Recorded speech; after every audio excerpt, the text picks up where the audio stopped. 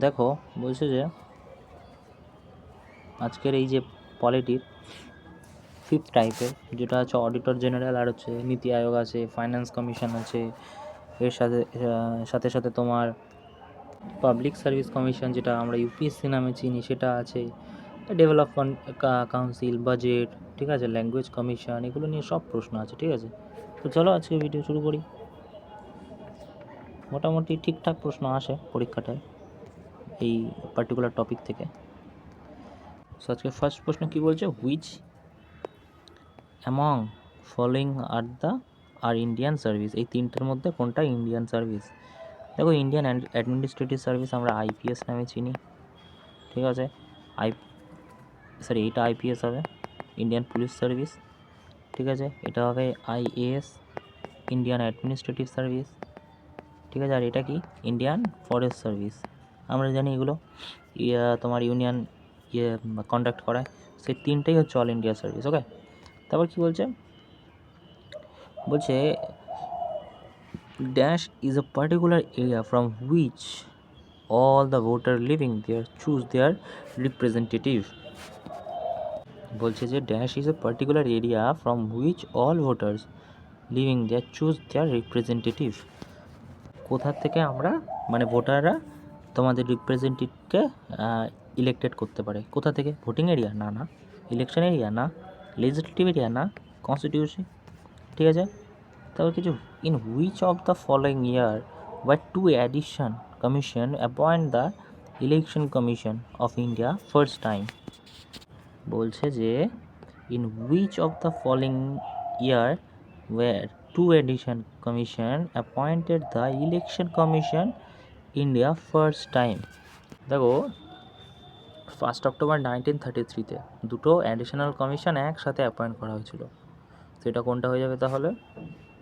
1989। Okay, তারপরে কি বলছে, which of the following one of the article constitute of India that mention controller and auditor general of India. ঠিক আছে, কোন আর্টিকেলে controller and auditor জেনারেলকে তোমার হচ্ছে মেনশন করা রয়েছে? সেটা হয়ে যাবে তোমার 148। ওকে, তারপর কী বলছে, who appointed the advocate general of state. Advocate general কে হয়? অ্যাডভোকেট জেনারেল হয় যে স্টেটের সব থেকে মানে নিয়ম কানুনের সব থেকে যে রাজ্য সরকারের হয়ে কাজ করবে তাকে বলা হয় অ্যাডভোকেট জেনারেল। ঠিক আছে, ওকে। সো অ্যাডভোকেট জেনারেল কে তাহলে করাবে? সো গভর্নর, স্টেটে তো গভর্নরই করাবে। ঠিক আছে, তা বলছে যে which part of India constitute provide for union public service commission কোন পার্টে আছে? সো 14 নম্বর পার্টে আছে, 14। Okay, one out given 4 alternative selected not constitute body. বলছে ওয়ান অফ দ্য 4 অল্টারনেটিভ কোনটা নয়? বলছে কোনটা নয়? Constitution body. কোনটা নয়? Constitution body, right. এই চারটের মধ্যে কোনটা তোমার হচ্ছে কনস্টিটিউশন বডি নয়? দেখো, ফাইন্যান্স কমিশন আছে, ইলেকশন কমিশন আছে, ন্যাশনাল হিউম্যান রাইট বলে তো কিছু নেই, ইউনিয়ন পাবলিক সার্ভিস কমিশন মানে ওই আইপিএস যারা করে ওই কমিশনও আছে। ওকে, সো হয়ে যাবে কোনটা তাহলে? এটা কিন্তু হয়ে যাবে 3-এর দাগেরটা। ওকে, 3-এর দাগেরটা নেই। Dash was the chairman of the first finance commission of India. কে প্রথম ফাইন্যান্স কমিশনের চেয়ারম্যান ছিল? সো এটা কেসি নিয়োগী হয়ে যাবে। ওকে, কেসি নিয়োগী ছিল প্রথম ফাইন্যান্স কমিশনের চেয়ারম্যান। আচ্ছা, তারপরে কি বলছে দেখো, এক সেকেন্ড, 9-এর দাগ না? বলছে যে which of the following not a part of all India service. সেই একই প্রশ্ন ঘুরিয়ে ফিরিয়ে। ইন্ডিয়ান ফরেস্ট সার্ভিস আছে, ইন্ডিয়ান ইঞ্জিনিয়ারিং সার্ভিস না না না না, অ্যাডমিনিস্ট্রেটিভ পুলিশ সার্ভিস আছে। সেইটা হয়ে যাবে 2-এর দাগেরটা, রাইট রাইট। তারপরে কি বলছে, তারপরে বলছে when was the voting age reducted to 18। কত সালে ভোটিং এজটা 18-তে করা হয়? সেইটা হয়ে যাবে 1989। ওকে, তারপর বলছে when the first time did election commission of India become multi member body. কোন সালে মাল্টি মেম্বার বডিতে ইলেকশন কমিশন আসে? Multi member body. দেখো এটা হবে কি, এটা তোমার হচ্ছে 16 অক্টোবর 1989 প্রেসিডেন্ট দুখানা আরও বেশি ইলেকশন কমিশন অ্যাপয়েন্ট করে। কী কারণে? Increase work of election commission, মানে 21 থেকে যে 18 বছর করা হয় সেটার জন্য মাল্টি মেম্বার বডি করে। সেটা কত হয়ে যাবে? 1989। ওকে, তারপরে দেখো article 148 the constitution of India provide for an independent office of the. So 148-এ কী লেখা আছে? 140 ক্যাগের ব্যাপারে লেখা আছে। ক্যাগটা কি? ক্যাগ হচ্ছে controller auditor general, controller auditor general. ওকে, সো এর কাজ কি? এর কাজ আমরা জানি যে লোকসভার মধ্যে এনার কাজ থাকে, ঠিক আছে। এছাড়াও এনার 65 বছর অবধি টেনিয়ার থাকে কাজ করার, এবং 6 বছরের জন্য কিন্তু ইনি অ্যাপয়েন্ট হয়। 5 বছর নয়, ইনি 6 বছরের জন্য অ্যাপয়েন্ট হয়। ওকে, তারপরের প্রশ্ন কী বলছে? বলছে in India who among the following is responsible for auditing all recipient and expenditure for union and state government. Second,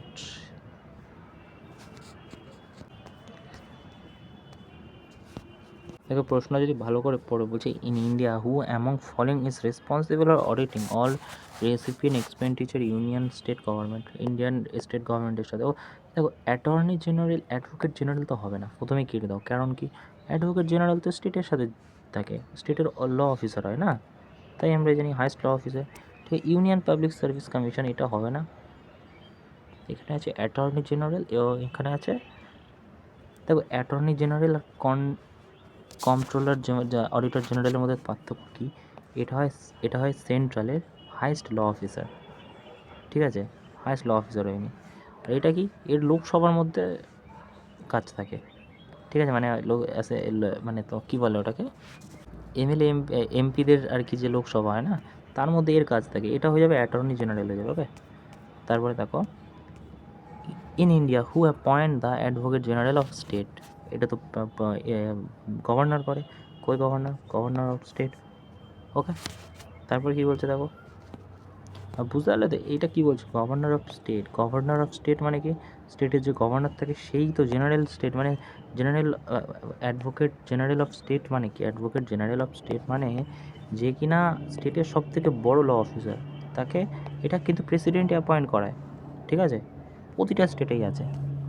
ওকে, তারপরে কী বলছে দেখো, তারপরের প্রশ্ন খুবই ভালো একটা প্রশ্ন, বলছে which commission recommended 27% reservation for OBC candidate in all level government service. সমস্ত গভর্নমেন্ট সার্ভিসে 27% রিজার্ভেশন শুধুমাত্র ওবিসির জন্য থাকবে। এটা কোন কমিশনের মাধ্যমে স্বাক্ষর হয়?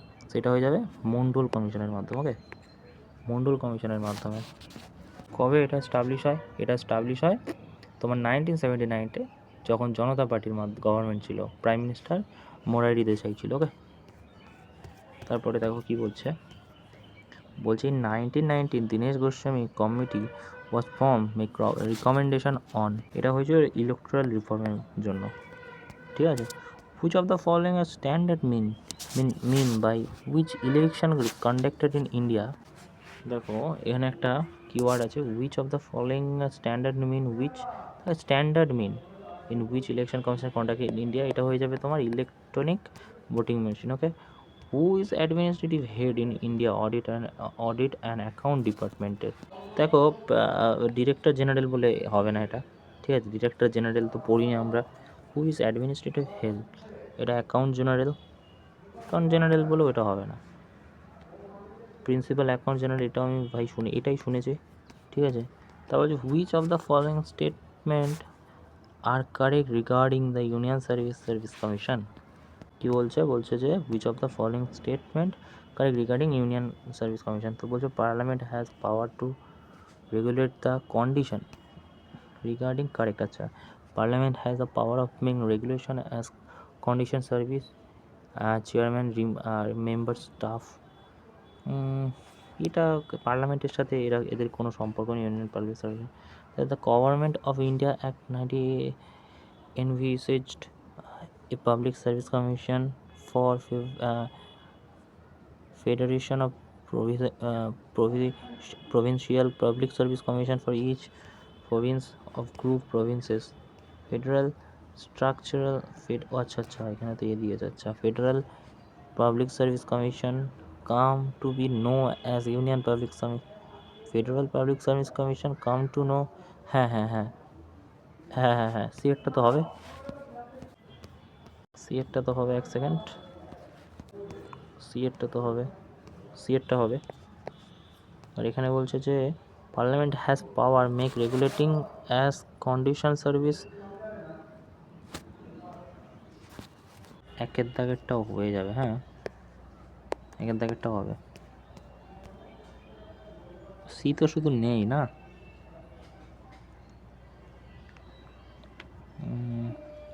সি এটাই আছে, অনলি সি নেই। এবিসি তো হবে না, এটা হবে না, এটা হচ্ছে না, বিসি আর হচ্ছে এসি।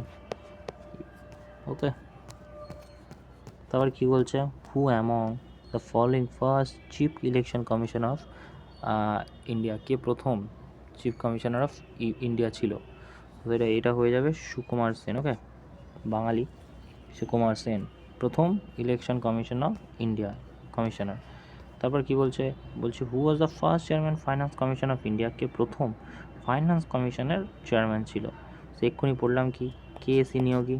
ঠিক আছে। তারপর কি বললাম, under which of following act the national commission for women establish, national commission উমেনের জন্য না, বলছে under which of the following act national commission for women established, national commission of women act, তো এটা হয়ে যাবে ন্যাশনাল কমিশন 1990। ওকে, এটা হয়ে যাবে। ওকে, তা বলছে Indian foreign service and Indian revenue service come under which civil service, এটা তো স্টেট সার্ভিস না, কি রেভিনিউ সার্ভিস আর কি foreign service, federal central service, সেটা কোনটা হয়ে যাবে? আমরা ভালো করেই জানি সেন্ট্রাল সার্ভিসের মধ্যে পড়ে। Which article the Constitution India consists the provision for establishment for Finance Commission? Which article of Constitution of India consists the provision for establishment for Finance Commission? সেটা হয়ে যাবে 280 আর্টিকেল। ঠিক আছে, দেওয়া আছে the officer of registration registered general census commissioner India comes under the officer of the registrar general and census commission India comes under the, এটা Holmes অ্যাফেয়ারের মধ্যে পড়ে। ওকে, হোমস অ্যাফেয়ারের মধ্যে পড়ে, সরি। ওকে, বলছি Indian officer of the registrator general and census commission. প্রশ্নটা মনে রেখো, ভালো প্রশ্ন এটা। ঠিক আছে, তাহলে কি বলছে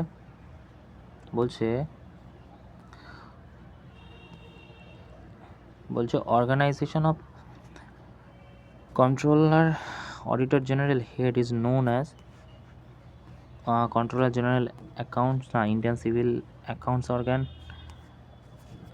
সিভিল অ্যাকাউন্টস অর্গান, এটা তো হবে না। ঠিক আছে, আর কি আছে, এটা হবে না।